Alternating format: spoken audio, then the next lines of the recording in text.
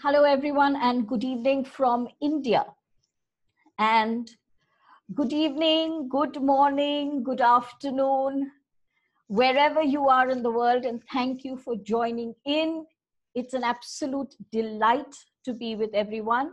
And it's really a delight for me and for my inner child to be here with you all. And here, let me express my deep gratitude to Nilima Bhatt, Claire, and all the others who have put out this amazing mega global platform, Truth and Reconciliation Weekend.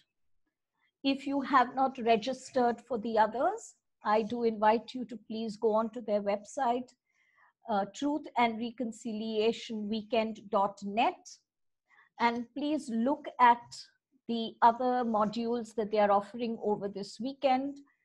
There are, I think, about 25 speakers from all over the world who are putting up and offering services completely free of charge. So really make use of their wisdom, make use of their generosity, and enjoy this weekend. It's a weekend to help all of us have a different shift, a shift in consciousness. The last few months from the beginning of this year actually have been rough on many people, and staying within our homes and not in touch with our friends, not in physical touch with our friends and families, have made it quite difficult for quite a few. And this weekend is to help us all feel good about ourselves, feel good about others, and to do our bit for our beloved earth and our environment and all our brethren all over the world. So let's start without further delay. Inner child and its healing. And so let us start with, what is this inner child? And do we all have an inner child? And yes, there is a child existing in us all. Of course, it is not a physical entity, but it is an extremely real, vital, significant, energetic entity. The inner child is a summation of all that we experienced as children, how we were affected by these experiences, and it is the summation of our psychological, emotional, physical, and spiritual reality. And when I say our reality, I mean exactly that. Each one of us has a certain perspective. We have a certain way of looking at things. And our realities of the same event could be entirely different. And it would not be right of any one of us to judge another who has a different perspective of a reality that does not agree with our own. Because our perspectives and our realities are determined and influenced by our inner child. The inner child is a collective energy of all our experiences. The good ones, the happy ones, the healthy ones, and also the ones that have caused us wounding, that have caused us pain. Of course, there is no healing required for the positive aspects of the inner child. And so when we speak of the inner child and its healing, we refer to the negative aspects. We refer to the unmet needs. We refer to the wounds of the inner child, which need to be healed, which need to be resolved. How does this inner child affect me? It affects me on a day-to-day basis, and very, very, very often without our conscious awareness. It reveals itself in how we speak, in the words we use, how we communicate, how we interact with others, and how we react to people and to situations. You might have experienced this, and you might have even wondered why you react in a certain way. If you have met someone and your reaction to that person has been a very negative one, you might actually feel suspicious, or you might feel a little fearful. And when you question yourself, you realize there is no reason, no logical, sensible reason to feel this way, because you don't even know that person too well. And you might wonder where this reaction is coming from. This reaction is coming from the inner child. That person's face or body structure, or even clothes, or the way that person talks, or something about that person could have triggered an old memory in the inner child that's a painful one. And the inner child retreats in fear and distrust. And that is exactly how you react outwardly to that person. So without our conscious awareness, the inner child is talking through us, acting through us, feeling, thinking, believing, and reacting. This inner child needs our attention, because if we do not give attention to its unmet needs and to its wounds, however old they might be, the inner child is going to be a stronger and stronger entity in our lives, and it's going to take greater and greater control of our personas. And as the years go by, we shall turn into people who are angry, who are suspicious, who are walled in, who defend themselves, who are aggressive, who are hostile. All of these will get stronger as characteristics in us if we do not address the inner child.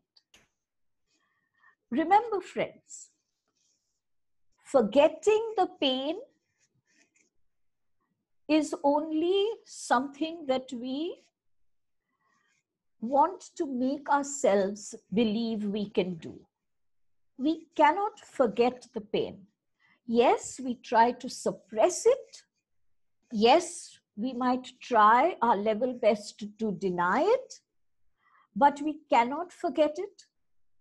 And our constant endeavors to forget this pain only makes the pain stronger, only makes the pain more alive, only makes the inner child demand more and more of your attention. How will you recognize if you need to heal your inner child? How will you recognize that? Let me give you a few pointers. One of the most important ones that comes to my mind is self-sabotage and self-criticism. If you find that you're trying very hard, let us say, to be healthy, or you're trying very hard to maintain good relationships with people. But try as you might, for some reason or the other, these patterns, negative patterns in these areas, continue to come in the way of good health, good relationships, success at work, whatever might be the area where there is self-sabotage. If you are finding these patterns in your life, it is very, very likely that you are self-sabotaging your health, your success, your career, your abundance, your wealth, your relationships. Now, you might ask, why? Why would I self-sabotage that? The answer lies in the inner child. Your reason for self-sabotaging might be completely different from my reason. And my reason might be completely different from someone else's. We are all a unique set of feelings and thoughts and beliefs and experiences. And therefore, our inner child is a unique one. So don't look at the answer from someone else. That person's reply will be valid for that person, not for you. Self-criticism. When with the smallest trigger or the tiniest reason, you begin to criticize yourself, calling yourself fat, calling yourself ugly, calling yourself stupid, calling yourself incompetent, whatever it is that you are calling yourself, self-criticism is an extremely strong pointer to an inner child that needs to be healed. Next comes self-destructive thoughts and behavior patterns. If you have thought about, let us say, ending your life, or you have even tried that, you know that this is an indication that you need help. Go to a good counselor, go to a good psychotherapist and get help in healing that inner child. Self-negation and self-sacrifice. Haven't you come across a few people who constantly keep themselves last? You see, this irony is society looks at them as generous, as kind, as compassionate, and therefore it gives them further permission to be that way. So they will constantly sacrifice their needs, their wants, their desires, their goals for the benefit of others. It could be their family, it could be their friends, it could be anyone. So they constantly keep others first and refuse to address their own need for happiness. This self-sacrifice, this self-negation appears to be something that is noble, but very often comes from a very wounded inner child. The outward shows of hostility, bitterness, resentment, anger, rage, suspicion, envy, all of these are also very good indicators that your inner child is in a state of unrest, imbalance. Now, whether the aggression is shown pointedly and forthrightly, or whether it takes on a passive aggressive mode, aggression of any kind is a very good indicator that the inner child is deeply wounded. If you constantly feel abandoned or rejected, or you are scared in every relationship that you might be abandoned or that you might be rejected, please have a good look at your inner child. abandonment and rejection issues always come from a very, very deep space within. So you need to figure where this child is feeling abandoned. Why is this child feeling rejected? Why does this child not feel as though it belongs? A very important pointer is what is very often known as the Peter Pan syndrome. The Peter Pan syndrome is one where a person refuses to grow up. So you might have a 5-year-old child existing in the body of a 50-year-old man. That 50-year-old man might actually be married and has children and goes to work and does everything that an adult would do. But deep within the psyche of this 50-year-old man lies that 5-year-old child who constantly needs attention.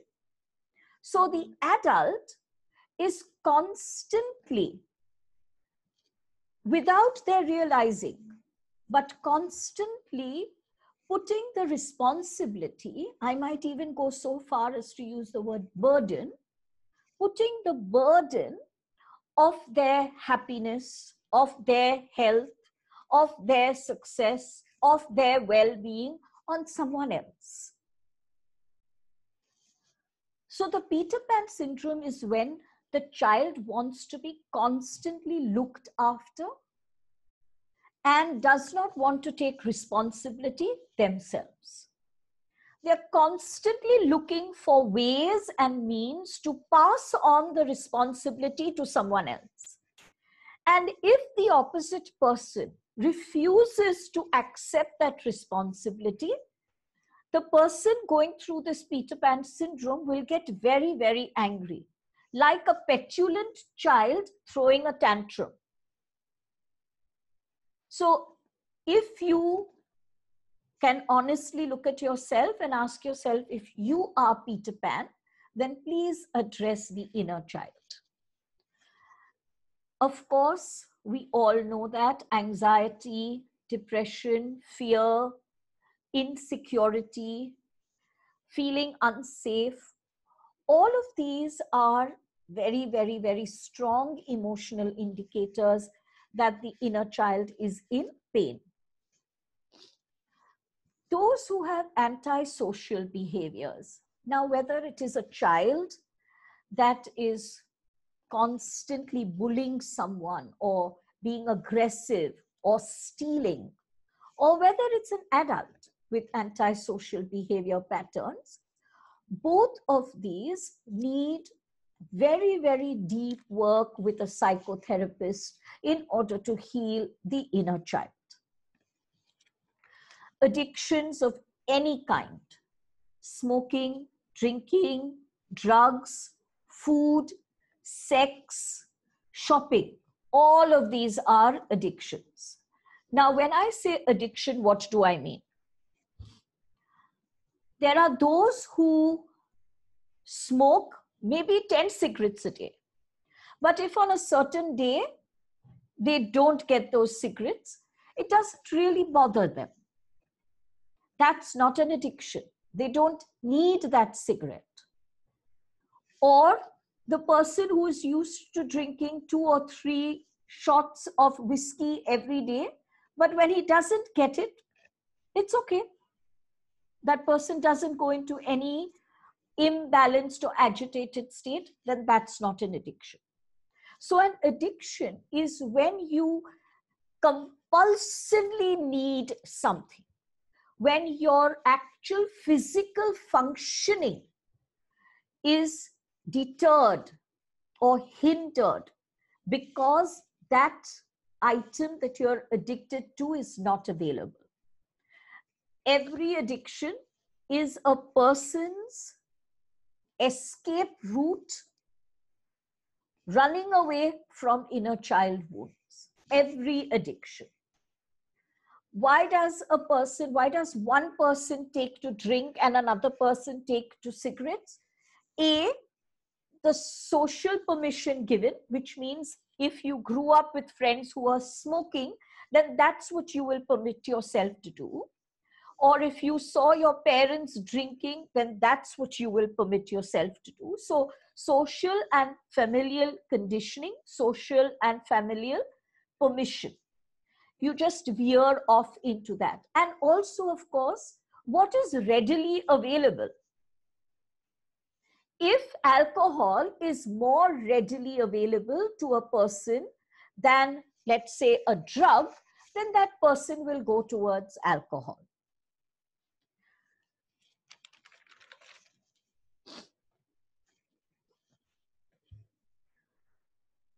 What does inner child work or inner child therapy really mean? What does this mean? One has to recognize that there is this energetic being within us that is the inner child. One has to acknowledge that there are wounds within us or unmet needs within us, which have lived on within us for many years, which we might have suppressed or denied, but which we now must acknowledge. And 3, we need to start a dialogue with the inner child.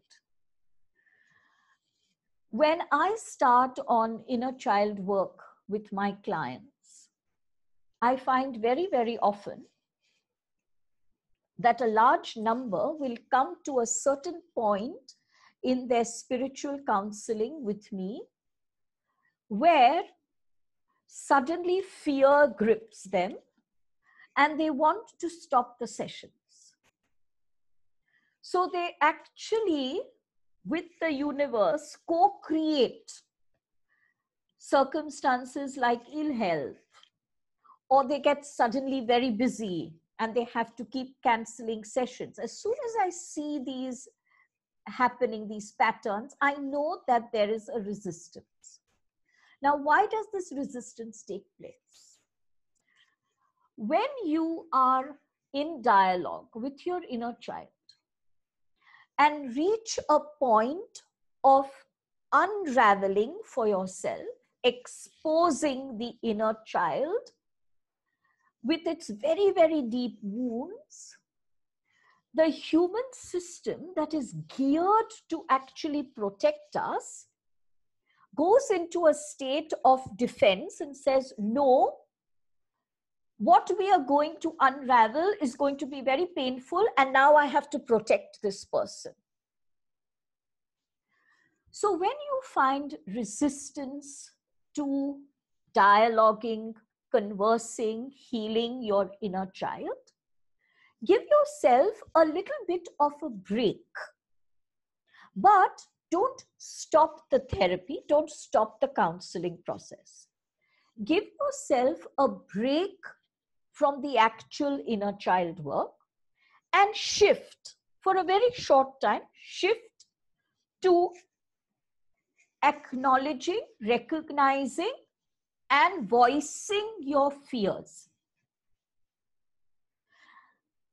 Understand that this is an extremely normal part of inner child therapy, inner child work. All of us come to this point of resistance at different points in time, and it's absolutely fine. Let us not criticize ourselves. Let us not deny the resistance. Let us acknowledge that resistance. Let us own that resistance, and let us talk to our counselor, to our therapist, to our family and friends about that resistance so that they can encourage us, so that they can give us a different perspective. When we start inner child work, we free ourselves and we free others from the burden of looking after our health, our happiness, our well-being. Without the inner child work being continued, we put this burden onto the shoulders of someone else. we will either put that burden onto our parents, our siblings, our partners, our children, our colleagues at work, our friends, our neighbors, our community, the society in which we interact. We do not realize how often we place these burdens on someone else. And we certainly do not realize how heavy these burdens are for someone else. So let's become cognizant of this, and let's liberate ourselves, and let's liberate others. When we free others from this responsibility, from this burden, our interactions become easy. Our interactions become filled with trust. There is a smooth flow of conversation and communication and expression. And that brings me to an extremely important point: the lack of trust. There are those who believe that they have healed their inner child completely.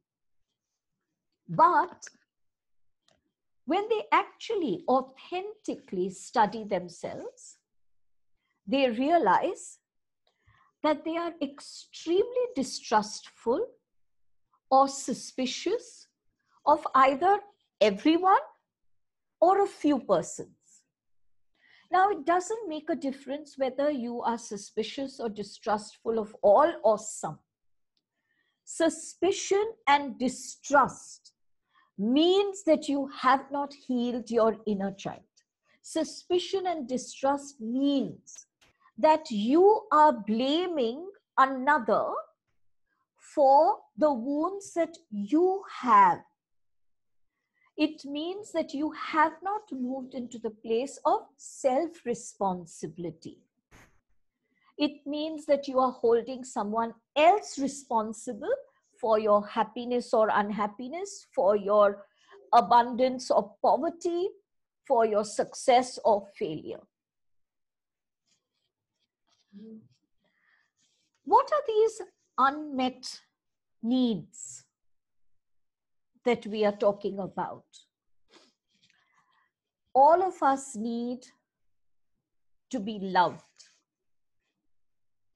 All of us need to be accepted. All of us need to be nurtured. We need to be protected. We need to feel safe. We need to feel a sense of belonging and sharing with another. We need to be understood.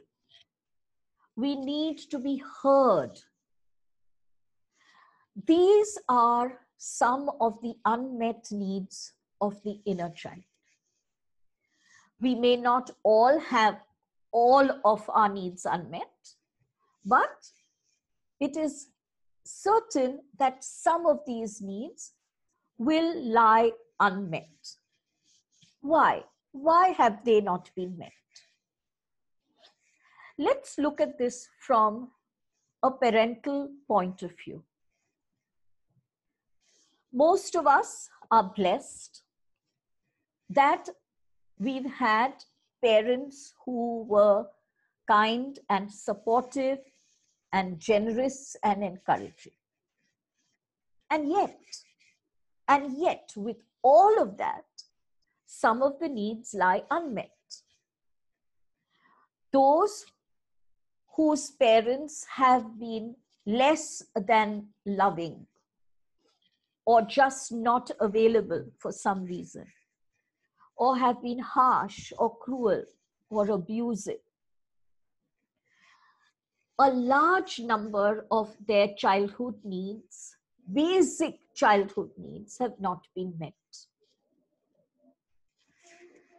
The truth is, whether a few of our needs lie unmet or a large number lie unmet, there is nothing you can do in the present which will tell you or which will help you to go into a time machine and go back into the past and have your needs met there. Unfortunately, there's no such time capsule.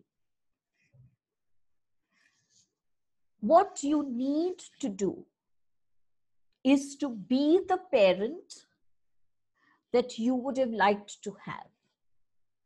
Now, who are you going to be that parent to?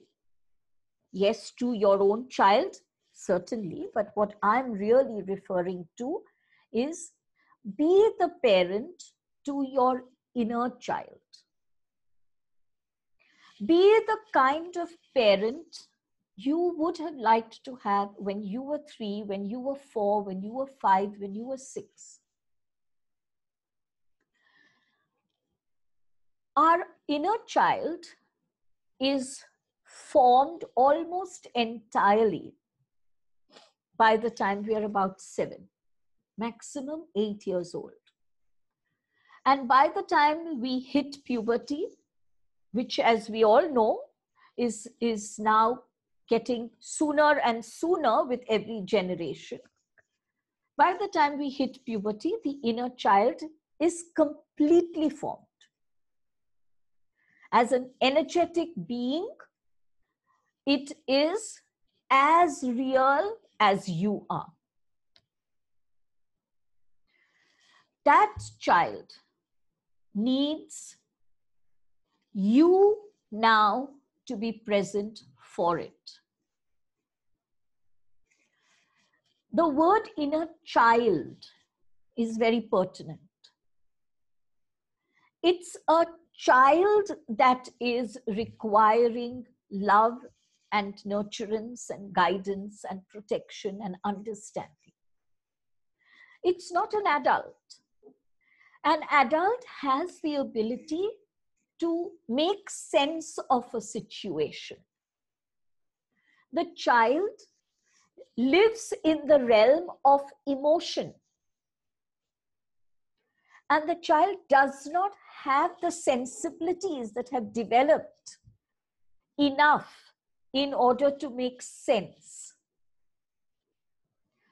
So sometimes in the inner child healing sessions, a certain event will come up as a memory thrown up by the inner child of my client. When we talk about it, this time as 2 adults talking to each other, very, very often, the person who is now an adult will be the one who will in fact give me a very sensible, logical, reasonable reason, cause for that particular event. So as an adult, that person understands that mom could not be there for me because my younger brother was physically challenged. But that 5-year-old girl, who is now a 45-year-old woman sitting across me, that 5-year-old girl is not able to make sense of that situation. That 5-year-old girl is in deep pain and is feeling abandoned because suddenly this mother who was always there for the child suddenly seems to be not around, and she seems to be giving all her attention to the brother. The 5-year-old is not able to make sense of the fact that the younger brother needs the mother's constant care. The 45-year-old woman does understand that.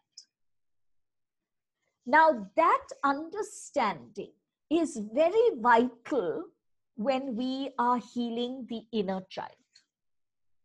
Why is that understanding of the adult vital? Because one of the processes of healing the inner child is, as I said, a dialogue with the inner child. Now, in this dialogue, you connect to the inner child, you meet your inner child, you embrace your inner child, and you explain to your inner child that you were not abandoned, that mother could not be there for you, but I know you feel abandoned. I know you're seeking an embrace, and now I am the mother who is going to embrace you, who is going to nurture you, who is going to give you the attention you need. So you see, the adult plays a very important part in the inner child healing work. What are the different wounds of the inner child? And all of us, friends, we have both wounds and we have unmet needs. So the wounds that we have could be old traumas that we might have gone through, either directly or indirectly, because the family might have been going through a traumatic situation. Now, what would a trauma include? Of course, abuse and violence, fighting and parental or familial violence, accidents, displacement from the home. For example, situations like hurricanes and tornadoes and tsunamis can be very, very traumatic for a young child who faces this and then is displaced from a home, which has always been the environment of safety. So any kind of traumas, sadness and grief. So if there has been a loss in the family through death or through separation, yes, this could mean divorce of the parents and one parent not being there. It could mean one parent walking out and that child never seeing that parent again. It could also mean the death or loss of a dearly beloved pet. For children, pets become their best friends.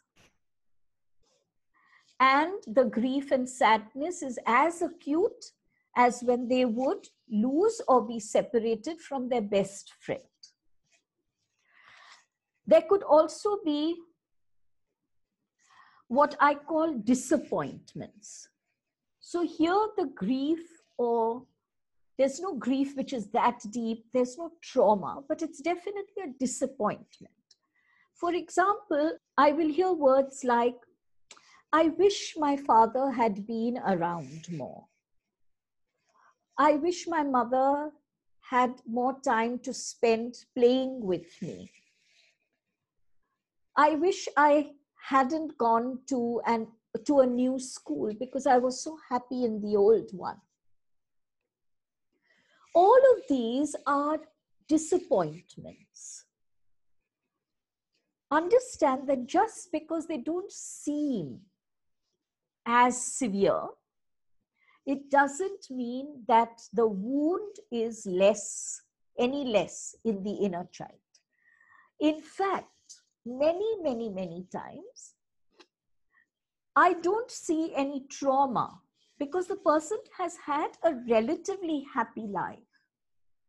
But the wounds of the inner child are primarily disappointments. But they are wounds and they have to be addressed and they have to be healed. So let's go into a healing process. Step 1. I think this is one of the most difficult steps that some people have to take. And it also sometimes is challenging for me to make that person strongly aware of this. And it's called swallowing the bitter pill. As I said earlier, we don't have a time capsule. You can't go back and undo what has been done. You can't change what has been done. It is a fact. It was an event or a series of events. You faced it. You're hurting from it. You're deeply distraught by it. But it is still a fact that cannot be changed. You can choose to continue to live on in that past, or you can choose to swallow this bitter truth and come to an unpleasant but an emphatic acknowledgement. All right, it happened. I don't like that it happened, but there is no denying it. There is no getting away from it. There's no changing it. So now I'm going to change my reaction or my response to it. If you do not take this first step, if you do not come to terms with this fact, you will not be able to proceed with inner child healing. One of the most challenging bitter pills to accept is when the client has to admit a very, very sad truth. My mother never wanted me as a child. My mother disapproved of me. My mother probably didn't like me at all and definitely never accepted me. And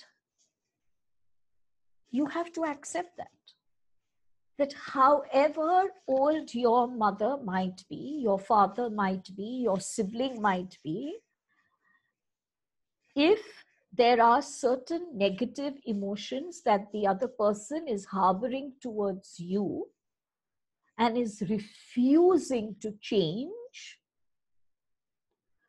then you have to come to terms with that. It's painful, but you have to come to terms with that so that you can move on with your life without constantly waiting for that mother to love you, for that father to love you, for that brother or sister to accept you. Because the bitter pill that you have to swallow is they are not going to do so. So let's move on with life. And that is step one. Second step is, as I said, you have to start that dialogue with the inner child. For this, you do need a little bit of guidance. You do need a little bit of help. You can either turn to your spiritual counselor, to your spiritual mentor, or you can take the very vital help of a psychotherapist or a psychologist who can help you to start on this process, who can help you to understand how to go about connecting with your inner child and starting a regular, significant dialogue with your inner child. When you start the dialogue with your inner child, one of the first things you have to do is to accept the inner child with whatever imagery your imagination throws up.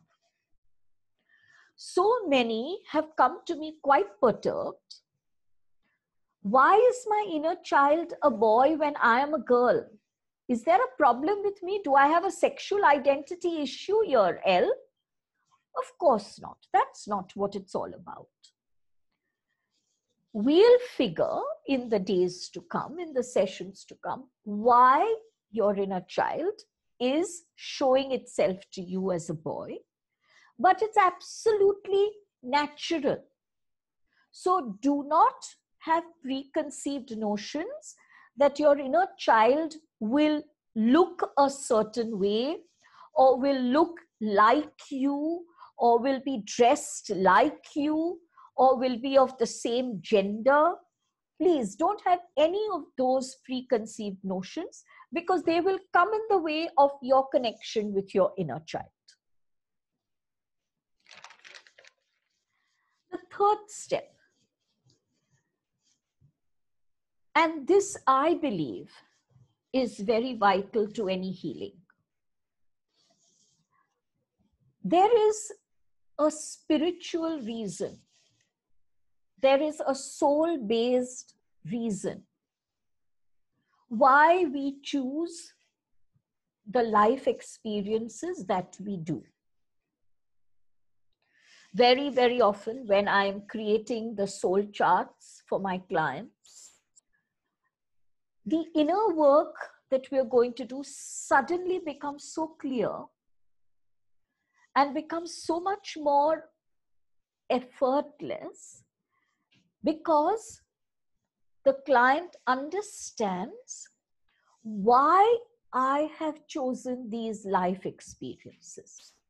The Akashic records, or what some call soul blueprints or some call soul charts, they reveal to you the journey of your soul.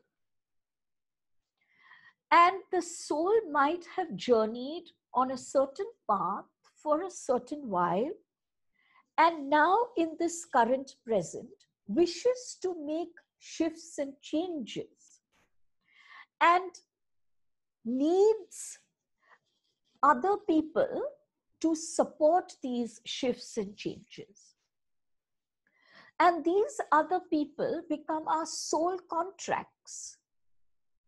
And friends, parents, siblings, permanent or long-term relationships, primary caregivers, all of these are soul contracts. They are 100% soul contracts. We write them into the life script for our current incarnation.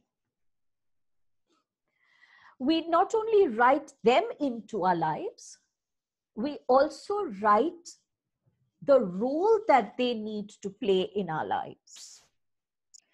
And if for a certain reason you have given a rather challenging role to a person, when you understand the spiritual reason and you understand your spiritual growth that has come to you through that person, you would instantly realize that I am being silly in holding on to hostility and resentment.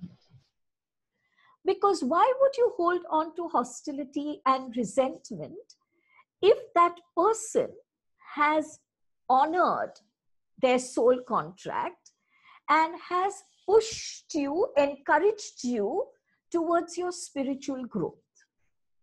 So attempt, if you can, to unearth this spiritual reason. You'll find that your inner child healing will be a far smoother process for you, and definitely less painful. The next step, it's much needed. While you are continuing your work with your therapist or your spiritual counselor, get into a habit of writing or journalizing.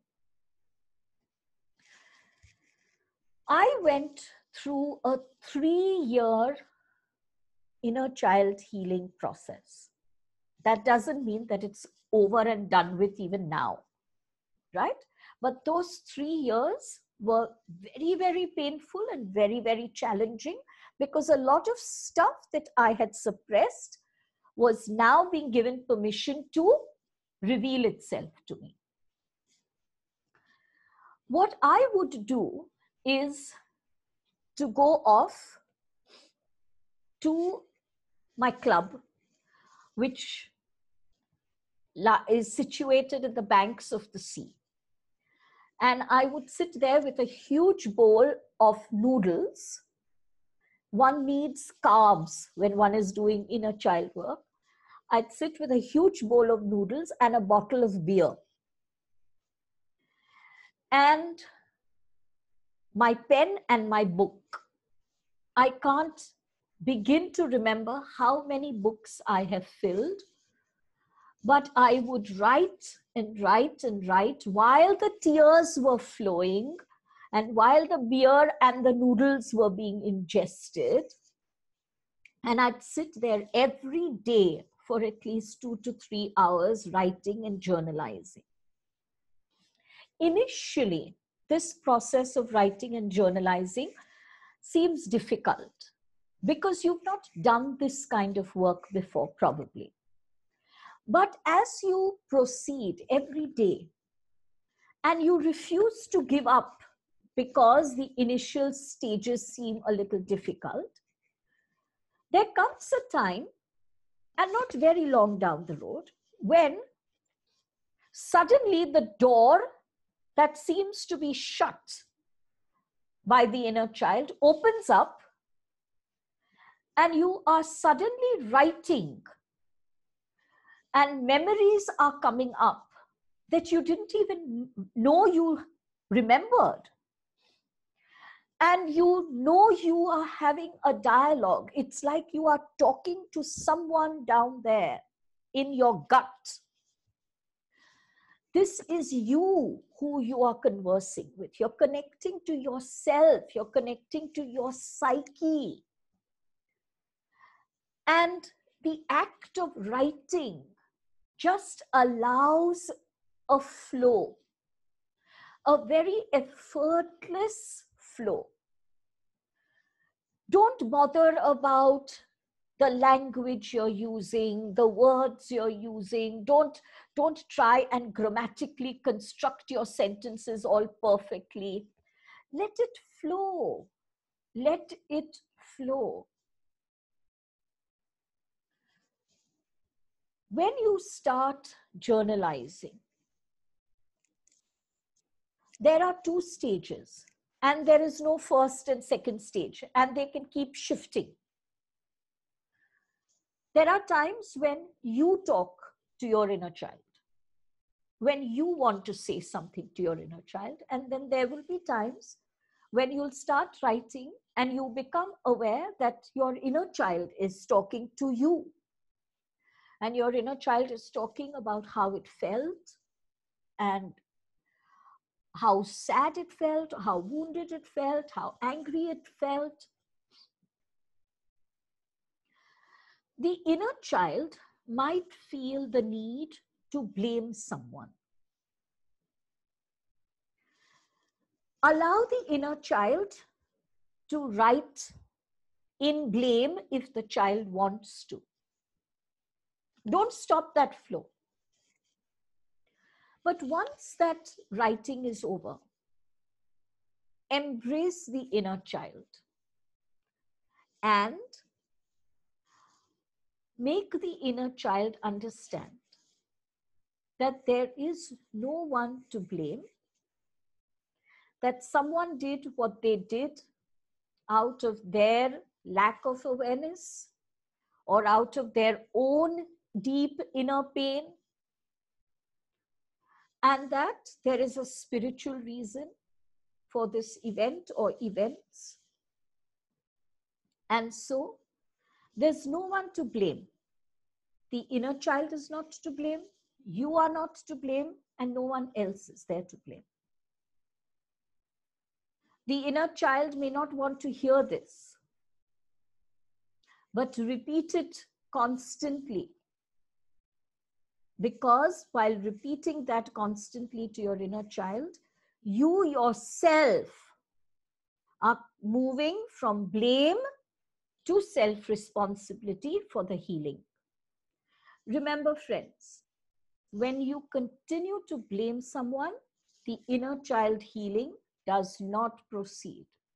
You are only kidding yourself that you are doing inner child work. If you have not let go of the blame, if the hostility and bitterness and distrust and suspicion and anger is still present, if the blame is still present, it means you've not let go of the inner child wounds. You've not even begun to start healing them.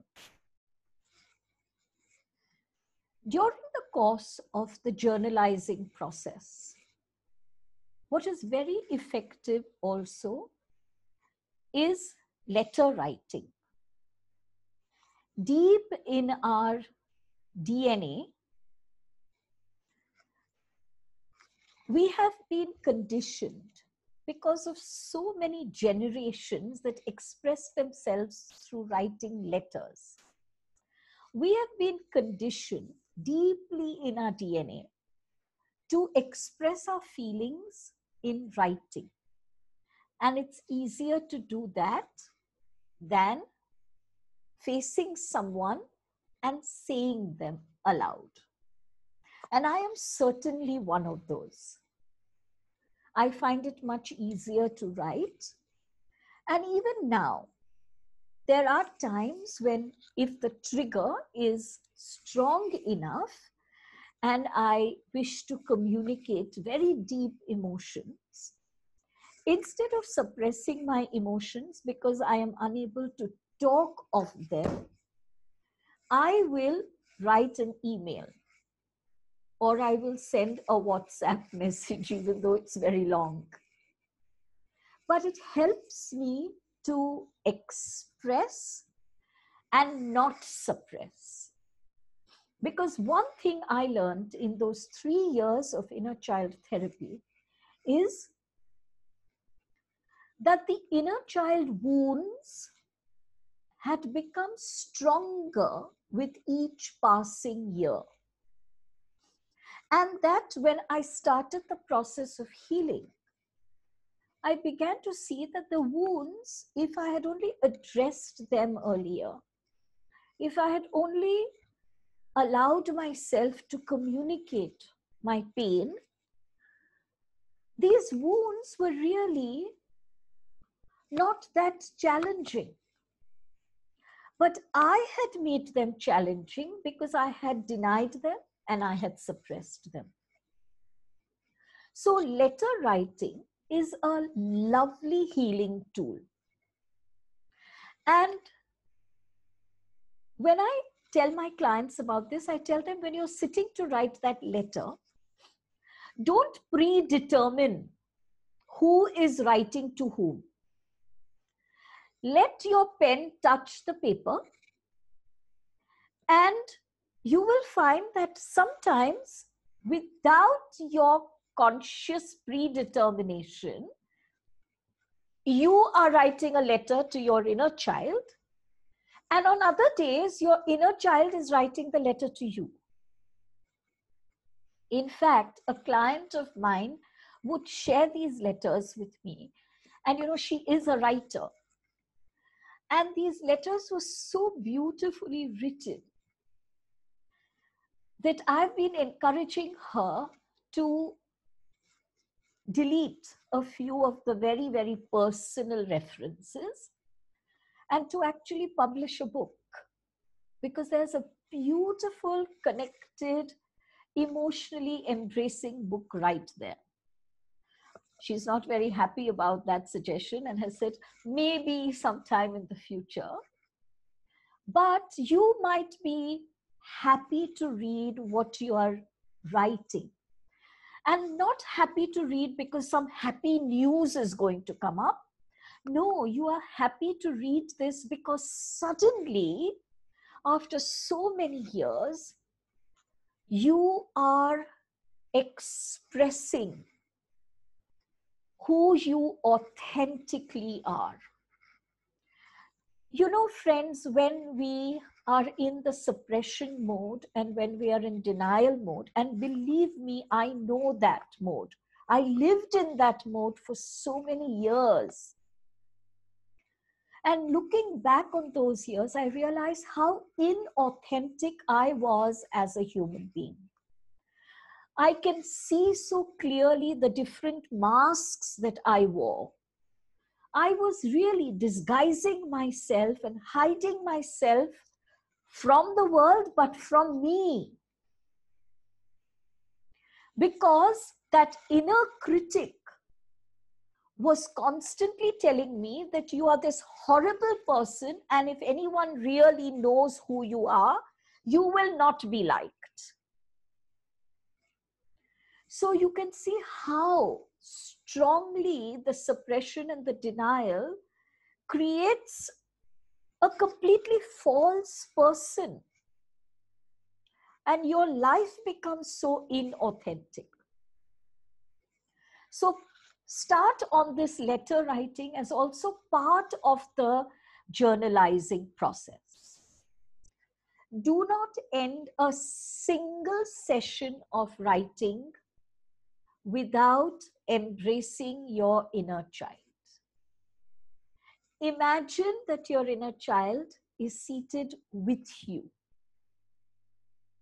Sometimes in people's imagination, the inner child is sitting on their lap.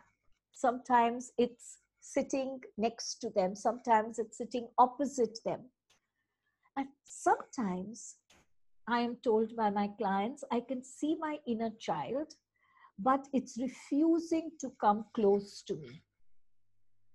It's hiding in a corner or it's sitting under a table. When I am told this, I know that means that there are very, very deep fears resting in the inner child. The inner child is feeling very, very unsafe and is feeling very unsafe even with you. So your effort to reach out to the inner child has to be even stronger, has to be more loving, has to be more genuine. So embrace the inner child if it permits you to embrace. And while you're embracing it, and even if the inner child doesn't allow you to embrace it, end the session by praying with it. Praying. It could be any small prayer that you resonate with. It could be a prayer that you write for yourself. Just a special prayer that you write for you and your inner child. Pray with it. Sing with it. And if it doesn't sing with you, sing to it. Remember, as children, we all loved music. And the words didn't matter. Probably we didn't even understand the words. But that 1-year-old, that 2-year-old loved hearing the tune and the melody and felt so wonderful about it. So sing to or with the inner child. If you play an instrument like the piano or the harp or an organ, why not sit for just 2 minutes playing something for the inner child? Be with this child the same way that you would be with an actual child in front of you. Children love music, and music is an extremely healing energy. Gentle, soft music is so therapeutic. So when I was going through my 3 years, I played a lot of Bach, Johann Sebastian Bach, because I love classical music, but you can play whatever you want. but play some music or sing something. If you see that the child is a very, very young child, sometimes adults will see their inner child as only a baby, not even grown into a toddler. Pick up that baby, put it against your breast, man or woman, doesn't make a difference, and gently rock it. Rock it in the same way you would rock a small baby. Hold the inner child gently in your arms. Remember, every inner child needs to feel safe and needs to feel loved, needs to feel accepted. And that embrace just makes the inner child feel all of this. And end with these sentences. And I'm going to say them slowly if you want to write them down. I love you always. That is step for everything. That is a sentence that is common for all inner child healing. You must constantly reiterate, I love you. I'm sorry you feel this way.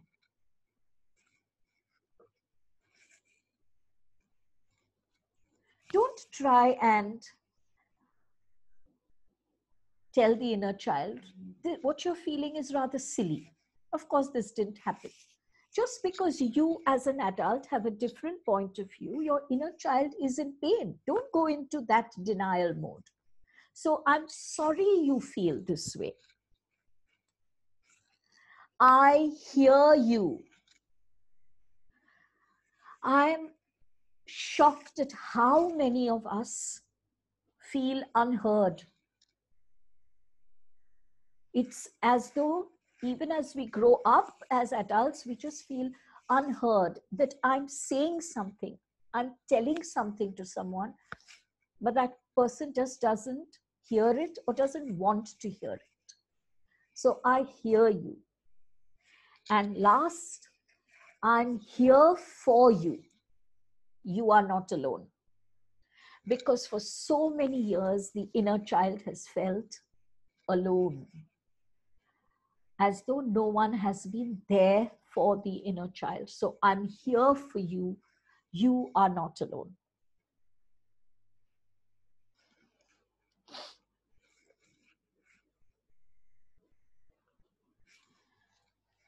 Do this process on a daily basis. There are those who are resistant and do not wish to go to a therapist or to a spiritual counselor, but they would like to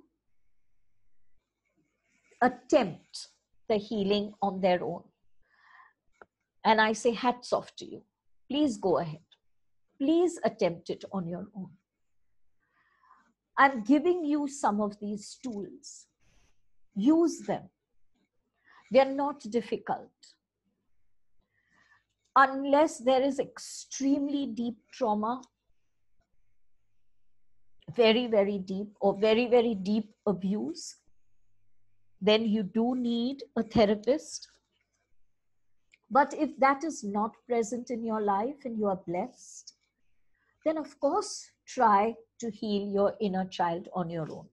In any case, friends, even if you are going to a therapist, it doesn't mean that you do not have to do this work on your own. The therapist becomes a facilitator. So I am not doing this work for my clients. I will facilitate. I will take them from step 1 to step 2. If they get stuck somewhere, I'll attempt to see how I can ease that block. So anyway, the therapist is not doing the healing work for you. Remember, no one can heal you. And that is why I don't like using the word healer. Because no healer can heal anyone. So I call myself a health facilitator. I facilitate your healing. I facilitate a process whereby you heal yourself. And that could be physical or emotional or psychological or spiritual. But only you can heal yourself. And that is the joy and the power and the strength of self-responsibility. What a joy to feel that I am so empowered that I can heal myself. That in these small hands lies the ability to create a life that is rich, that is strong, that is happy, that is healthy, that is successful. Experience that joy for yourself. I now want to move on to Switchwords and Bach flower remedies. They play a vital role in my healing process. I still use them, and I certainly use them a lot with all my clients. And I use them even with my pets. They work so beautifully with our pets as well. So let's look at switchwords. Switchwords, guys, and I'm not going into a long history of it. Switchwords are one-word affirmations. But unlike affirmations, which address first the intelligent mind, and then if the intelligent mind permits, then the affirmation goes into the subconscious. The sad part is that very often the intelligent mind does not give the affirmation that permission. So if I am facing a huge bank loan that I have to pay off and I don't have the money to pay that off, and if I am affirming I am rich, I am abundant, I am prosperous, my intelligent mind is going to, without my awareness, is going to say, what rubbish. You are neither rich, nor abundant, nor prosperous. You have a bank loan that you can't pay. And so the intelligent mind will not permit the affirmation to go into the subconscious, where the actual shift takes place, where the actual healing takes place. The healing doesn't take place here first. The healing takes place in the subconscious and then comes up and shifts the intelligent mind. Now, in order to bypass the intelligent mind entirely, you bypass the intelligent mind completely. One trick is, do not create a sentence. Why? You and I are conditioned to listen to and understand sentences. So if I ask you, how are you today? You've understood it because I have made this into a sentence. And when you reply, I'm doing very well today, it's a lovely day, I'm understanding that because you've spoken to me in sentences. But if I stand here and I say, how? You are going to look at me and say, how what? You're not going to understand because your intelligent mind does not know what to make of that word. And that is exactly what we want. We don't want the intelligent mind to make sense of these words. Because if it did, then it has the ability to resist the word. So, switchwords bypass the intelligent mind because they are not sentences, and don't string them into sentences. They are not sentences. They are words that have just been strung together, and it doesn't create a coherent sentence. We don't want to create a coherent sentence at all. We don't want that. So they are words that are strung together into what is known as a switch phrase. And these words, when repeated, go straight into the subconscious and there begin to shift the negative energy patterns into positive energy patterns. Way before spiritualists began using switchwords as an energy tool for healing, Freud was already using switchwords for his clients, where he realized that words at a subconscious level mean the same thing for every single person who uses that language as the primary language. And this is what we are using, because the word means the same to everyone. Now, I am giving you switchwords in English because my primary language is English. But I know that the internet has switchwords in other languages as well. So you could make a study of that. So let's start with the first. If you want, you can write it down. Of course, you will get a recording of this, I hope. And you can also hear this again. The first one, to release the negative energies in the inner child.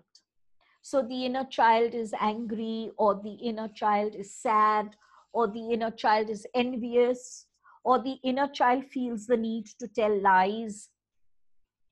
Whatever are the negative energies there, this switch phrase will take care of it. 58, 58, release resistances on. 58, release resistances on. The next one, to turn negative energies into positive. You see what we are doing? With 58, release resistances on, we are bringing out, we are releasing the negative energies. Now we want to shift those energies into positive ones. So we use the word abalone, A-B-A-L-O-N-E, abalone. To forgive. It's very easy to say, don't blame, but we are all human beings. And initially, when we start the inner child work, we shall go into spaces of blame. And I have to admit here, when I start with new clients and they vent, and there's a lot of blame about X or Y or Z, I will allow that to happen. I won't interrupt and say there is no one else to blame. You take responsibility for your healing. No, because the release of that is important. So initially, there will be blame. And when you know you are in a state of blame, attempt to forgive. Attempt to forgive as quickly as you can. You know, very often when I tell people forgive, they turn to me and say, Elle, why should I forgive this person? This person has done so much to hurt me and so much to harm my life. Why are you asking me to forgive this person? No, I don't want to forgive this person. And my answer is, by forgiving, by moving into a state of forgiveness, you are not giving that person permission to continue the hurtful pattern. You are liberating yourself from the pain. You are not liberating that person, or you're not giving that person the permission to continue being nasty. But forgiveness is done as an exercise for you. It's not for the other. and you need to liberate yourself. Think of it as a yoke, right? At one end of the yoke is tied that person, and at the other end of the yoke, you are tied. Forgiveness is cutting the rope from your end. That person is still bound to that yoke and will have to go through their own journey, which is not our journey. So we do not comment on it, we do not judge it. But we do this forgiveness in order to cut the rope from around our necks. And the word that helps to forgive is absolve. A-B-S-O-L-V-E, absolve. When you're going through your inner child work and you realize that your inner child is maybe a very meek, very timid, very fearful inner child, and because of that, you lack self-confidence, and you want to give yourself a boost of self-confidence, the word you chant is agate. A-G-A-T-E, agate.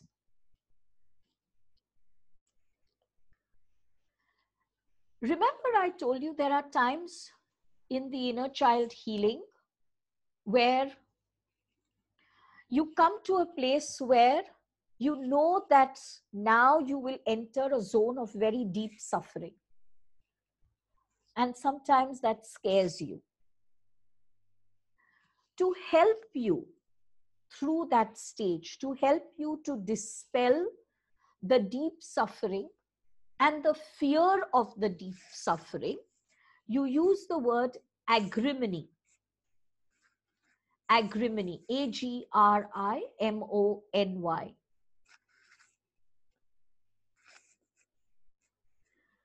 I tell my clients that if it has been a particularly rough day, or when you've been journalizing or writing a letter, you come out of it feeling very deeply distressed.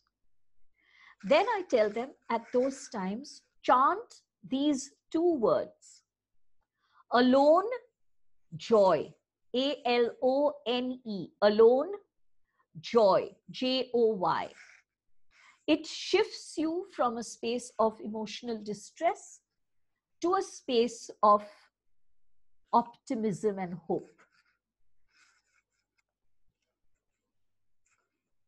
While you are healing your inner child, while you're going through your inner child therapy, constantly keep chanting the word amber, A-M-B-E-R.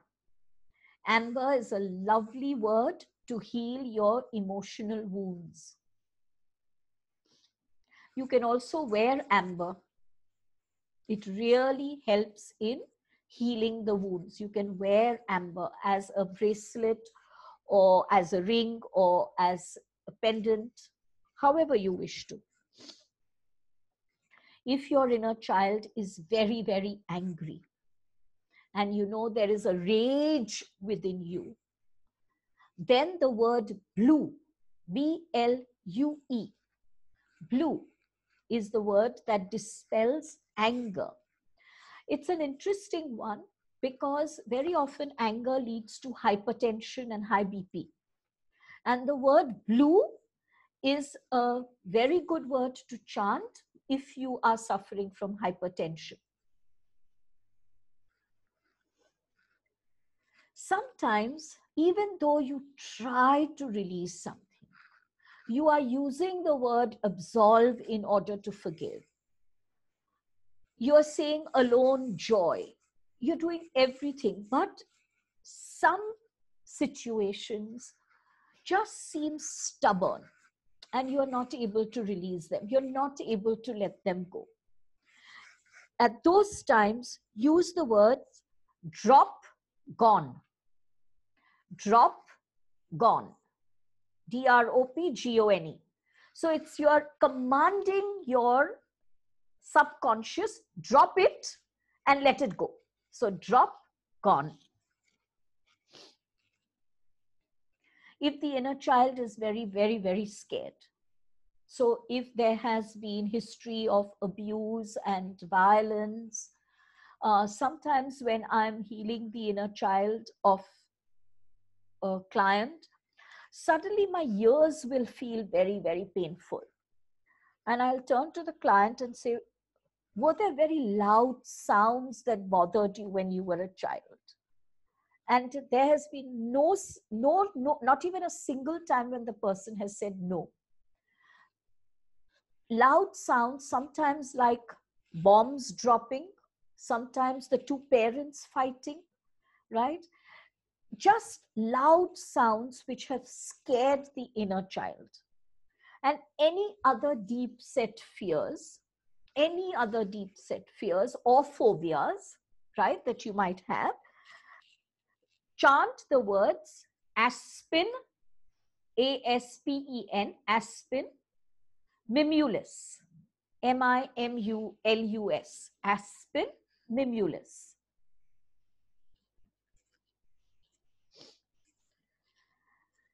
If there is hatred for someone, if you're harboring a lot of suspicion, distrust, and you are just unable to move out of that space, then chant the word Holly, H-O-L-L-Y, along with the person's name. So it could be Holly Mary. So H-O-L-L-Y along with the person's name. If you are going through depression, or you're very, very emotionally low, or you're very sad and grieving about something, you've suffered a loss, then chant the word mustard.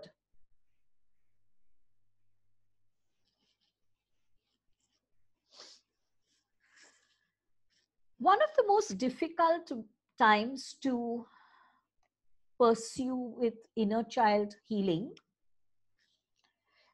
is when you are still living in that same situation. So, for example, a client of mine has very deep inner child wounds vis-a-vis her relationship with her mother. The mother has always criticized her, never accepted her for who she is, has found fault with her, has always compared her to everyone and their second cousin, and found everyone far better than her daughter. For reasons that I will not get into, this lady is now compelled to live with the mother. And she has started on her inner child work. So, on the one hand, she's attempting to heal the inner child that has been criticized and disapproved of and rejected. And on the other hand, she's living with the mother even today, who is disapproving, who is criticizing, and who is rejecting her. In those situations, you want a shield around yourself. You don't want that person's energy. You don't want those words. You don't want the energy of those words to come into your energy system that is focusing itself upon the positive path of healing. And so whenever that person is around you, just keep chanting, shield shut, shield shut. So you're creating a shield and you're shutting that person out. So if anyone puts you on a guilt trip or is attempting emotional blackmail, again, shield shut is excellent.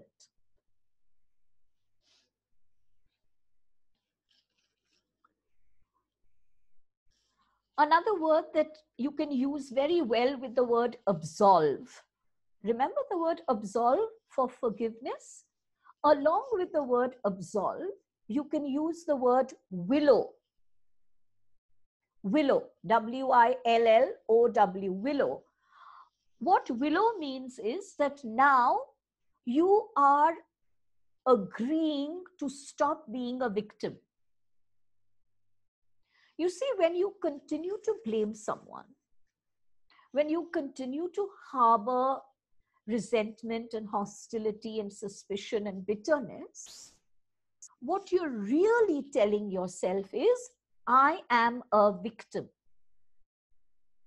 And this is such a disempowering belief. And you don't even know that you believe this, but you live in that disempowering belief. So, absolve, willow. And the last of the words for inner child work, to shift the thoughts, to shift negative belief patterns, to clear the emotional agitation, and to give yourself a beautiful, bright aura. Now, why is this important? You see, what I draw into my life is what my aura can support. If my aura can support only anger, then I shall draw into my life only those events and experiences that release anger. But if I have a bright, radiant aura that is positive and uplifting, then I can bring into my reality those people and those events. And so to do that for myself, you chant the word zeolite, Z-E-O-L-I-T-E, zeolite.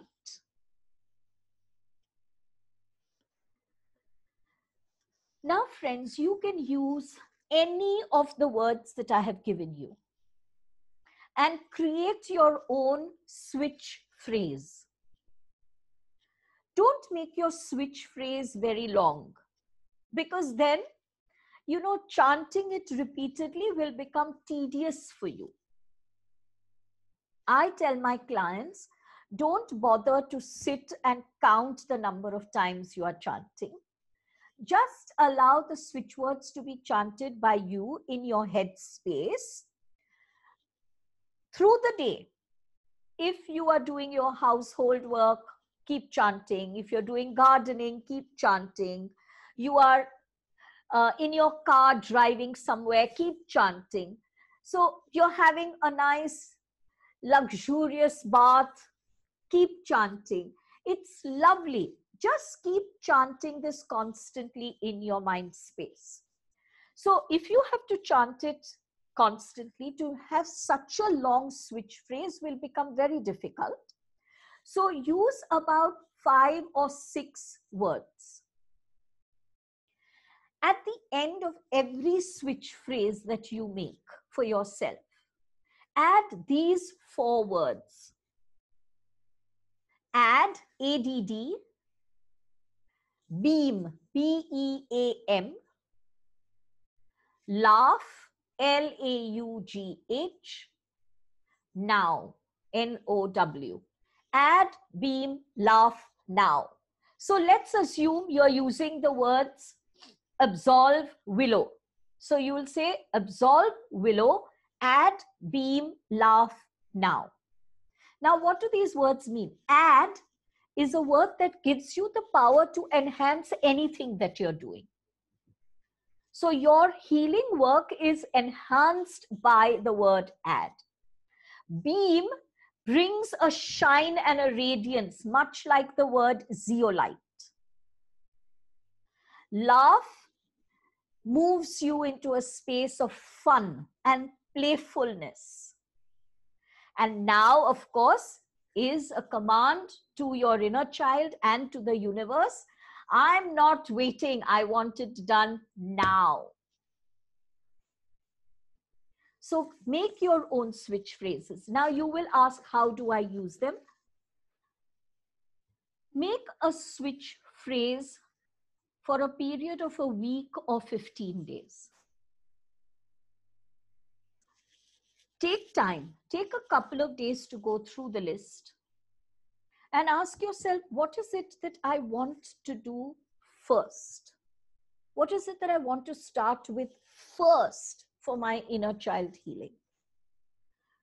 Use the switchwords only for that. I'm sure at some point you'll want to use all these switchwords. I know that. And that's why I've given them to you. But choose 4 or 5 switchwords that are very pertinent to the now.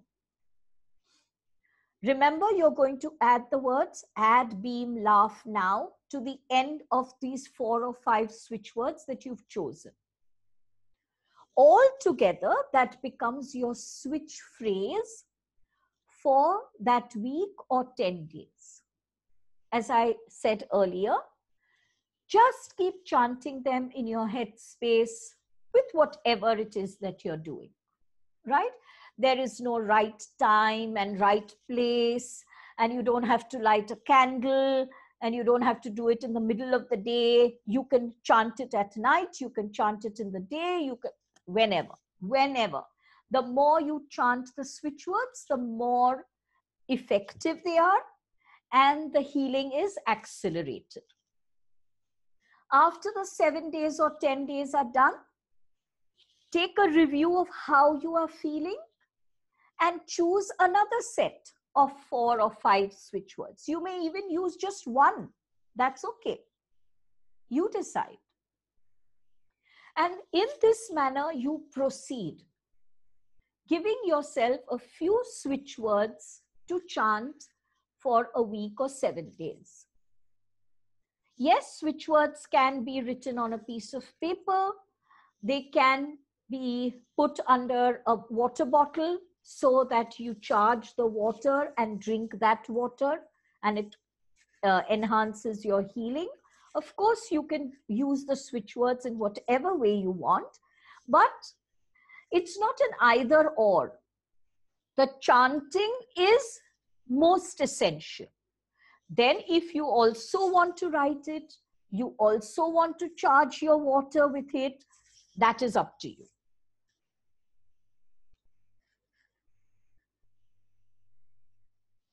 Now let's turn to Bach flower remedies. Many of you must have already used Bach flower remedies. So you would know that the Bach flower remedies is a system of vibrational medicine. I call it medicine, but it's not really medicine at all. It's really a remedy, but it's vibrational. It works on vibrations. What is in the remedy is the vibration of the flower, is the vibration of the plant.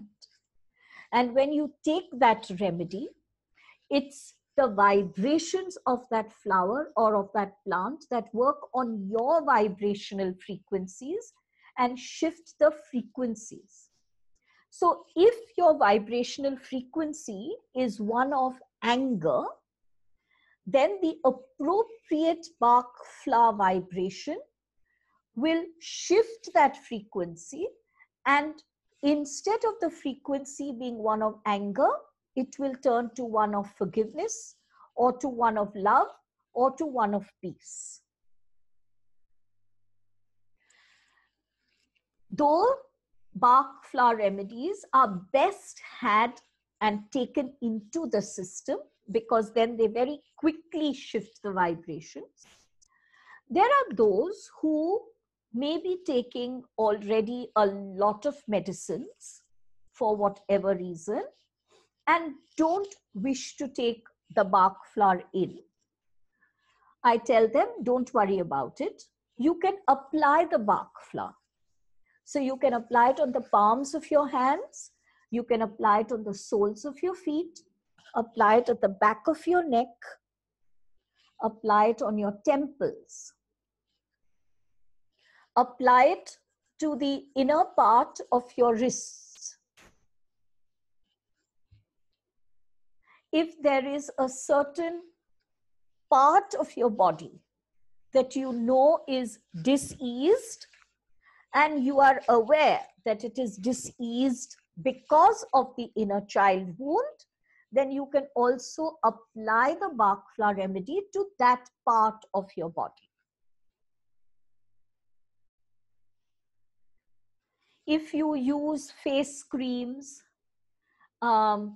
if you give yourself a face mask and you apply a face mask, in that you can put your Bach flower. So while you're resting with your mask on, the Bach flower is going into your skin and shifting the vibrations of your body. So you can use your Bach flower as a daily cream as well. You know, your hand cream and foot cream at night, have a few drops of your Bach flower added to that and then apply.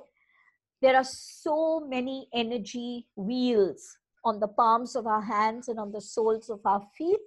And the Bach flower remedies will enter through these chakras or energy power centers and will shift the vibrations while you sleep. So that's lovely. Okay. So I've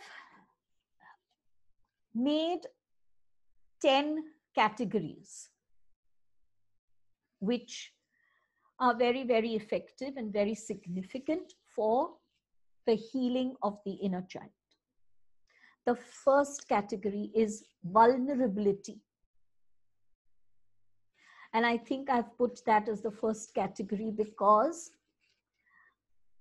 for many, many years, when I was suppressing and when I was in denial, the reason for that was because I was very scared to be vulnerable. I believed that vulnerability will make me weak. And many, many, many of us have this erroneous belief. And I'm in such a space of joy now that I realize that vulnerability is what has made me strong and not weak. It has given me my strength. And so to combat your fear of vulnerability and to make you feel less at threat, use a combination of elm, E-L-M, elm, willow, W-I-L-L-O-W, larch, L-A-R-C-H, cherry plum, gentian, G-E-N-T-I-A-N,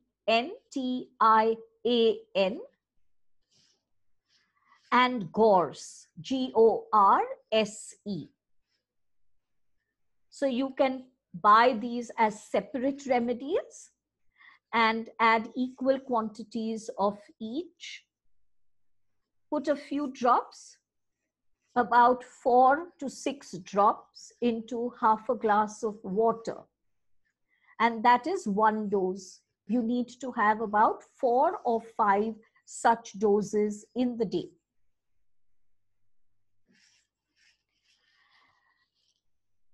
Naturally, inner child wounds make us feel very powerless.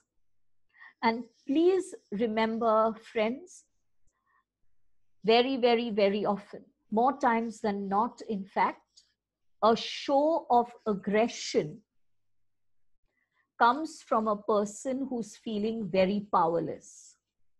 That person wants to hide that they are feeling powerless, and therefore their aggression is very strong.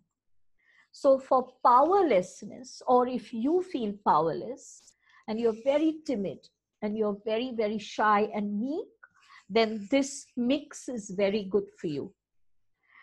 Elm, E-L-M, again, elm. Wild rose, W-I-L-D-R-O-S-E, wild rose. Gentian, G-E-N-T-I-A-N. Aspen, A-S-P-E-N. Olive, O-L-I-V-E. and gorse, Gorse.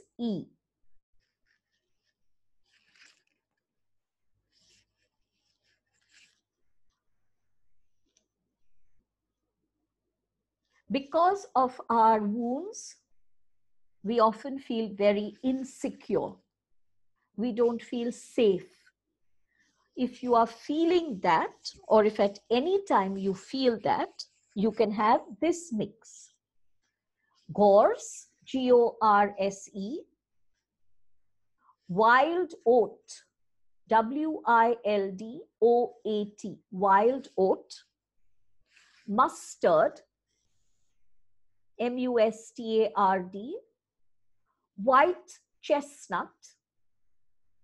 white chestnut, and scleranthus. Let me spell that for you. Scleranthus,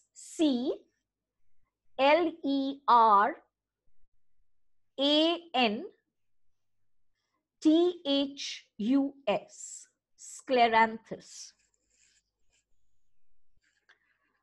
If you are a person who is very dependent on others, either physically dependent or emotionally dependent, and if you have the Peter Pan syndrome that we talked of earlier, and dependency is an issue where you are depending on others to do things for you, you're depending on others to make you feel certain way, or you also might be an emotionally very clingy person or a very possessive person, then this will work for you. Red chestnut, larch, centauri, Centauri, centauri, and gentian. Now, when you're going through your inner child healing and you're releasing old memories, in order to help you with the release process, take this mix. Honeysuckle, rock water, walnut, and chestnut bud. Sometimes during your inner child healing, facing old demons that lie deep within us can be a very challenging task. When you come to those moments when you have to face your old demons, this mix will help you. Mustard, Mustard, gentian, Gentian, rock rose, Rockrose, rock rose, elm, Elm, heather, Heather, and mimulus, Mimulus. If you are in a state of bitterness, hostility, suspicion, forgiveness, lack of forgiveness, and you'd like to move out of that state, you'd like to now move into a state of full and complete forgiveness, then take a mix of holly, Holly, vine, Vine, honeysuckle, beech, Veech, and willow. If you are facing self-worth issues, your inner critic is very, very harsh, and you really think very lowly of yourself, then this mix will certainly help you a lot. Cerato, Cerato, larch, and crab apple. If you have suffered deep traumas, whether the trauma is recent or the trauma has been in your childhood, it makes no difference. The mix will help you in any case. Star of Bethlehem, and rescue remedy. And the last one, at times when you feel very, very, very alone, very lonely, and I'm giving this mix to so many of my clients who are calling me up and saying, because of the lockdown and the quarantine, we're just feeling very lonely now. After 4 months, we've not been able to go out. Even after 4 months, we're still at home. This mix helps a lot with loneliness. And that mix is Serato, Water Violet, Heather, Mimulus, Holly, Walnut, White Chestnut. This mix will also help you if you, out of fear, out of insecurity, you have a wall around you and you don't let people into your space. This mix will help you to break that wall, to let people in one at a time.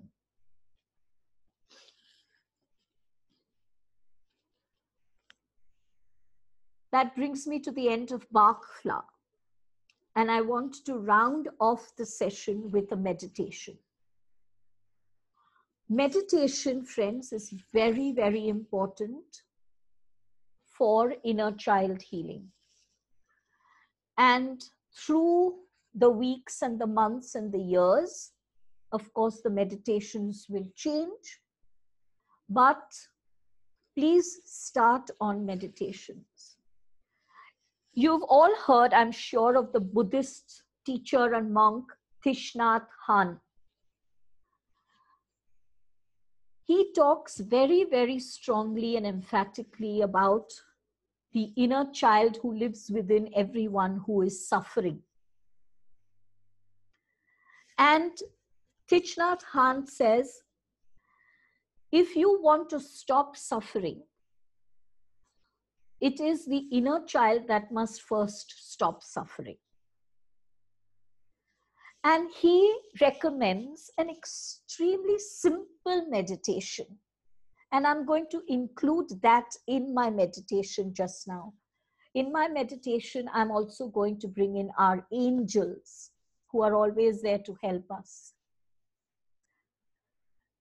And what this very famous Buddhist teacher tells us is when you breathe in,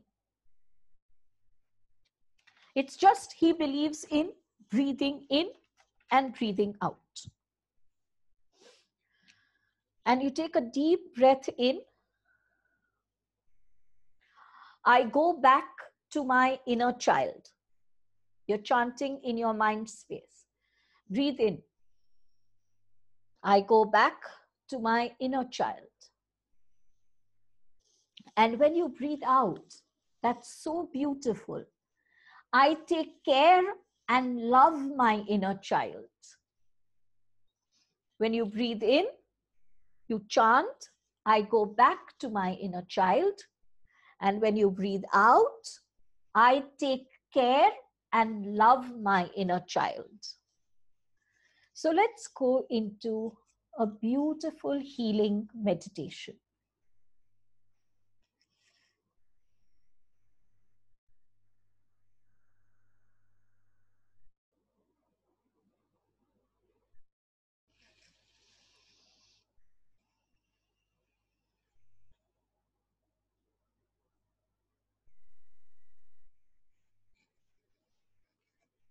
Have a smile upon your face. A smile opens the door to positive, uplifting energies and helps you to release pain much quicker. Smile. You are so beautiful. Thank you for being you. Thank you for being you. our world would have been an emptier place if you were not present in it exactly as you are. Thank you for being you. Smile. Close your eyes. If you are sitting, then ensure that your feet are on the floor without any footwear, if possible. You can also sit in lotus position. But if you are not sitting in lotus position, then please ensure that your legs are not crossed. Maintain a comfortable posture, but try to keep your back and your neck straight.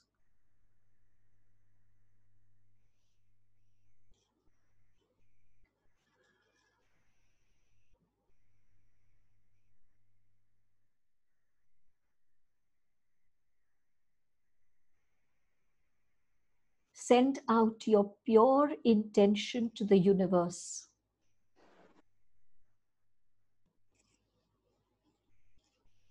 You are here in order to heal your inner child.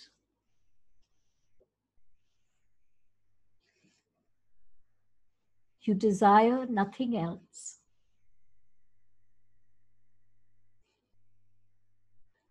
You seek not to blame anyone.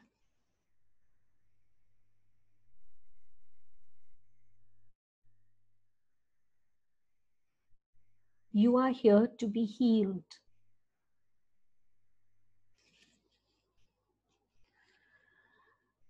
As we breathe in, let us chant together silently. I go back to my inner child. And as we breathe out, let's chant together silently. I take care and love my inner child.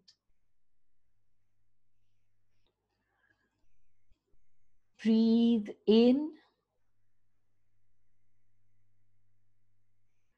Fill your inner space with refreshing breath.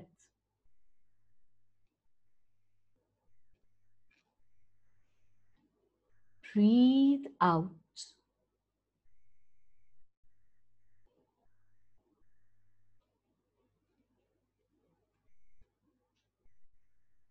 Breathe in. I go back to my inner child. Breathe out. I take care and love my inner child.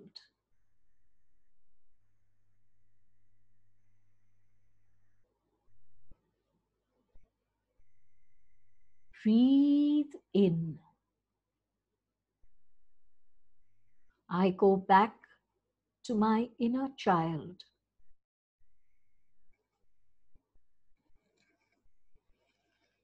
Breathe out.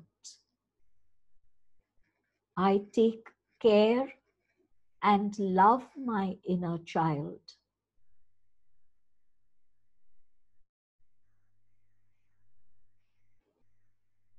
Gently continue this breathing.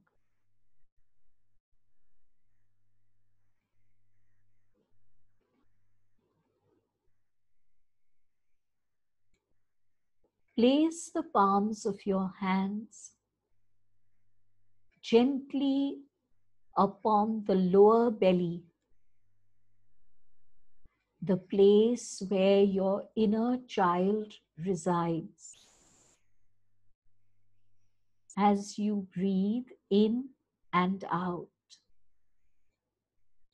let all the love in your heart be directed through the palms of your hands to the inner child.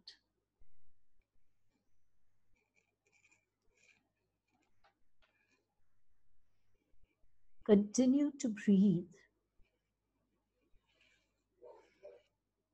I love you, my beloved inner child.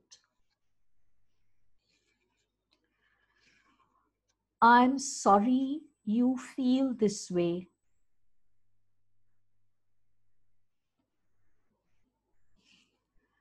I hear you.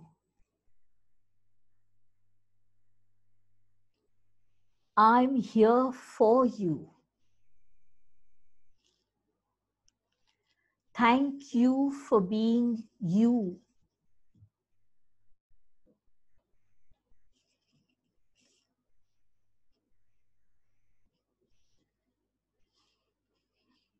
Together, let us now invoke the presence of beloved Archangel Raphael.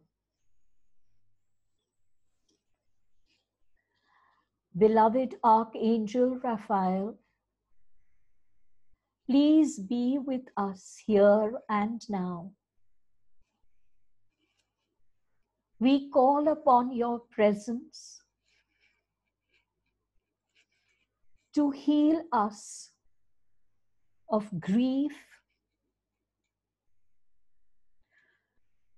and the pain of old wounds that are shared by my inner child and I.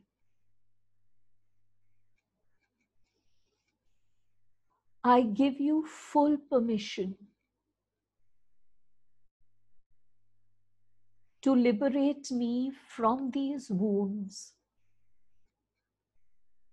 and to heal me so that grief, sorrow, pain, bitterness, and resentment no more find place within my energy system.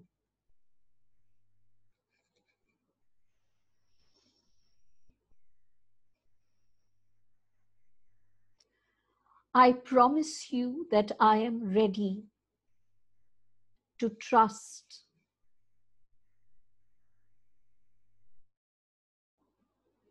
to let go of suspicion, to forgive,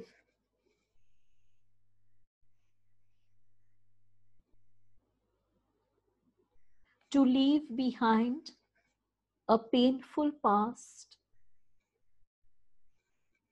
and to co-create with you and other angels the most beautiful version of my today and tomorrow. I seek your help in this.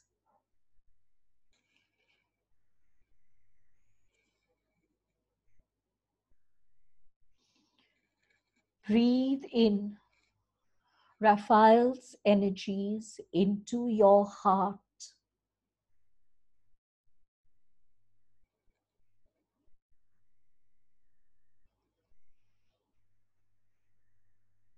Archangel Raphael begins to weave a cocoon around your heart and your heart chakra.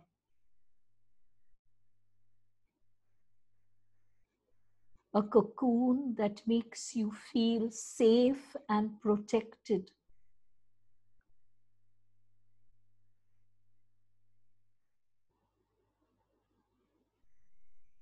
If you wish to shed some tears here, don't hold back. Archangel Raphael is here to gather up your tears and to change them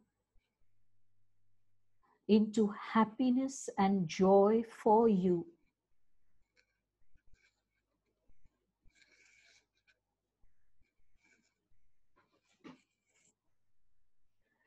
Receive the healing of Archangel Raphael.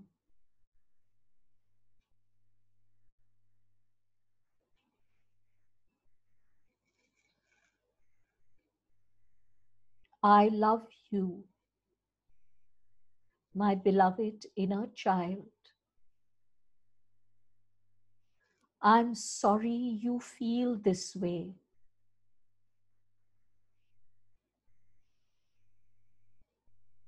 I hear you.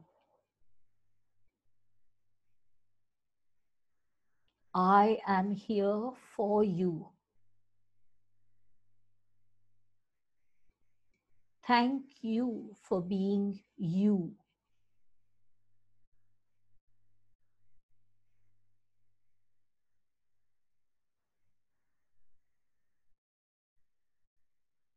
Embrace your inner child.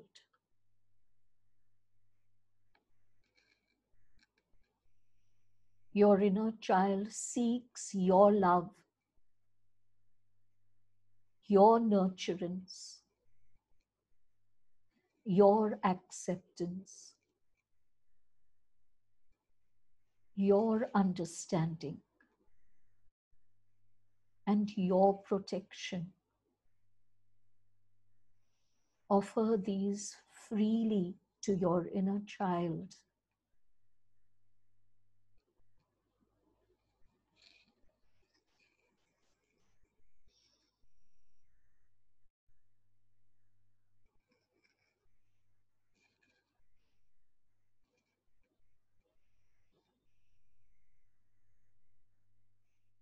Together, let us now invoke the presence of beloved Metatron,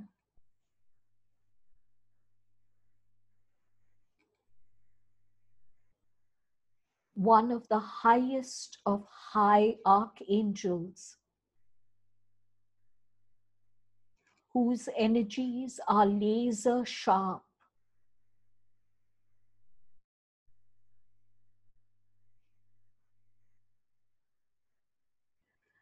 Beloved Metatron,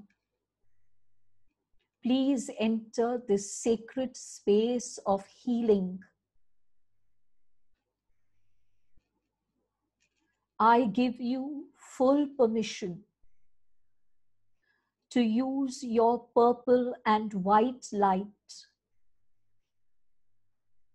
to cut through all negative energies, to sever the cords with a painful past,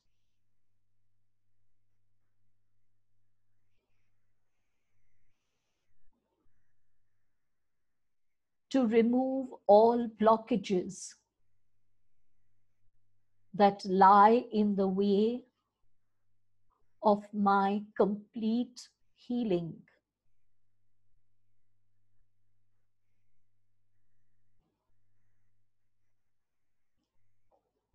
Continue breathing deeply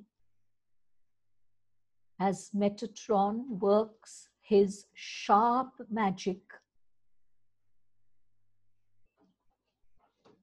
freeing you from energy binds that are stifling, suffocating.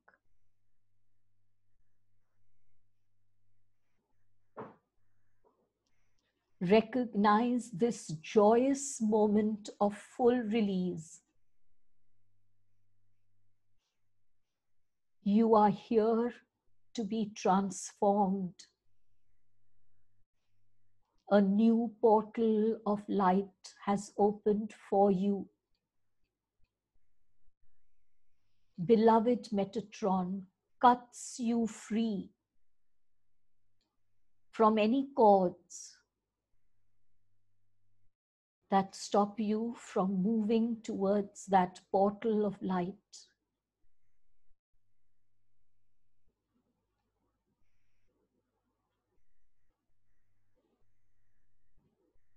while Metatron heals you and liberates you from all negative energies, negative cords, karmic cords, and blockages. Hold your inner child. I love you. I'm sorry you feel this way. I hear you. I am here for you. Thank you for being you.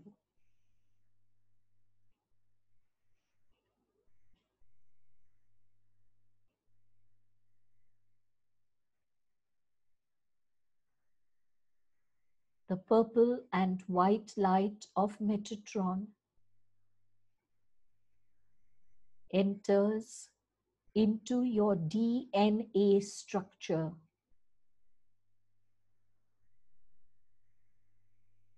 and begins to liberate you from all wounds of any existences that you might have had, which you still carry within you.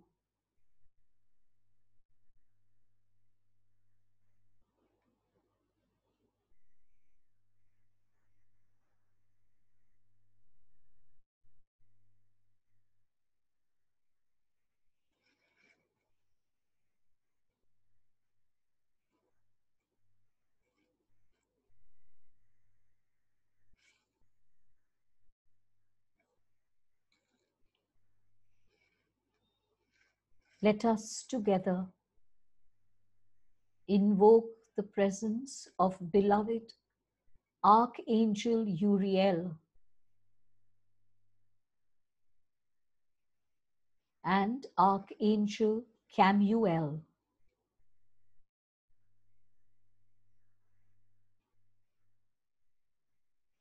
These two archangels work together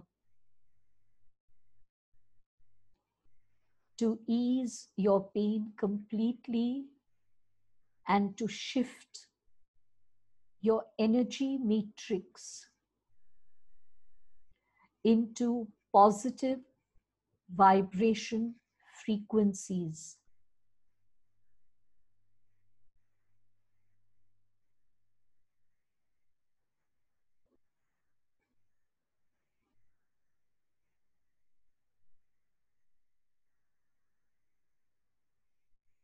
A light pink and aquamarine blue energy swirls around you and gently enters your chakric system and swirls within this inner column of light.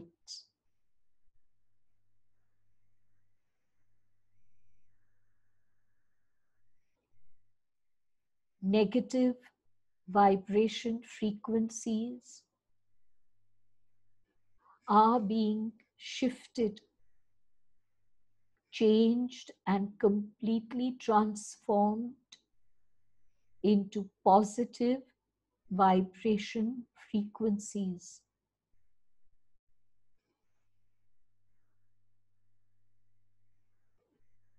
It is now your responsibility to be open and receptive to welcome into your life love and laughter, harmony and togetherness, abundance and prosperity, empowerment and fulfillment.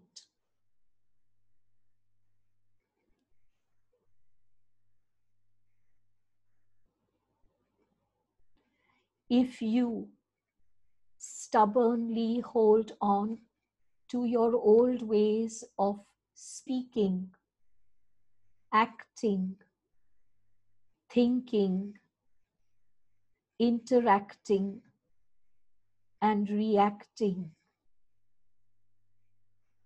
You shall have dishonored Archangel Uriel and Archangel Chamuel's efforts.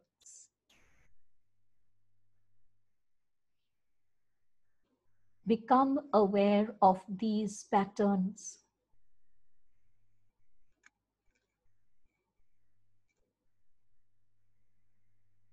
The two archangels have transformed your negative energies into positive ones.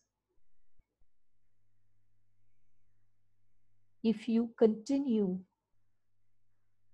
to act and react in the same way as you did in the past, you shall once again introduce into your system negative vibration frequencies. Love yourself enough to commit to changing yourself, to becoming aware of your old patterns and letting them go.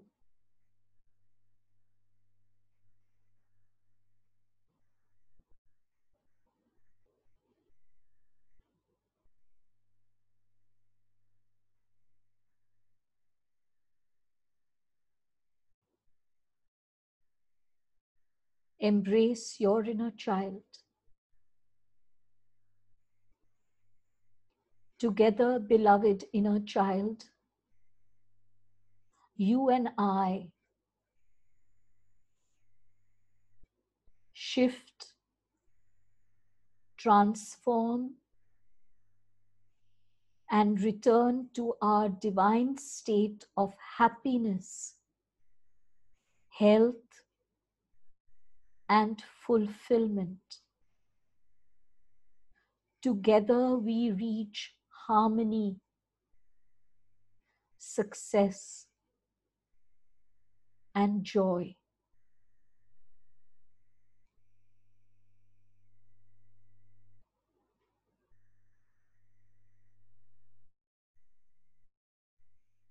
Together now, let us invoke the presence of Archangel Haniel,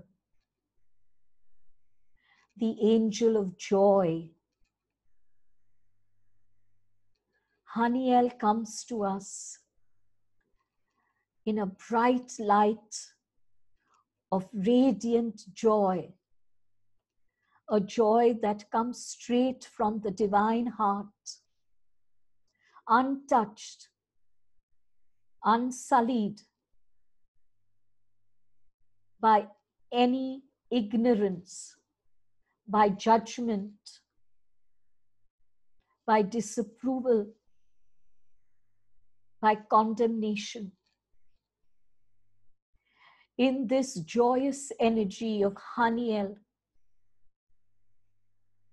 there is a full embrace of all beings exactly as they are.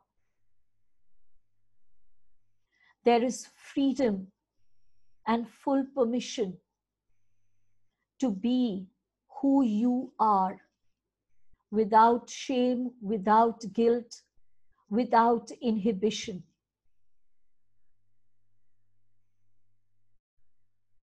Give yourself the permission to walk away from those who judge you and condemn you, and promise yourself that you shall not judge or condemn another. Open your heart to trust. Where there is distrust and suspicion, there is disease and illness. Trust, faith, hope, and joy. All of these are Haniel's gifts to you. Receive them. Let the smile on your face become even wider as you receive this joyous energy.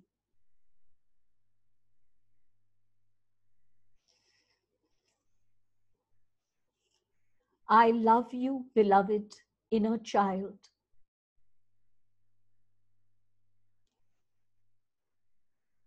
I know now that you are happy. I hear you.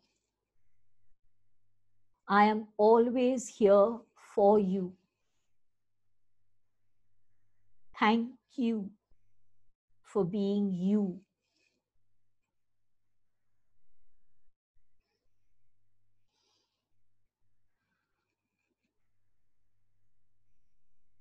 Thank you, beloved archangels, for being with us. Thank you for continuing to be with us as our healing proceeds in the days to come.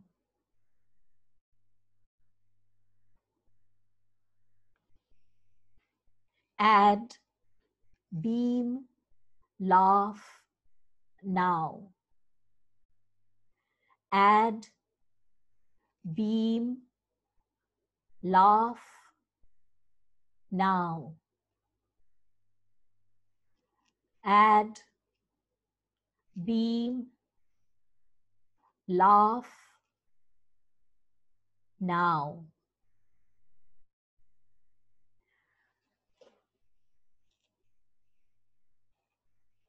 Remain in this space of healing and sacredness. And whenever you are ready, you may open your eyes. I thank you all for being here with me. I thank you for starting on your journey of healing. Together, you and I shall, with our love, our wisdom, and our strength, be the facilitators to heal so many others. Thank you and love you. God bless.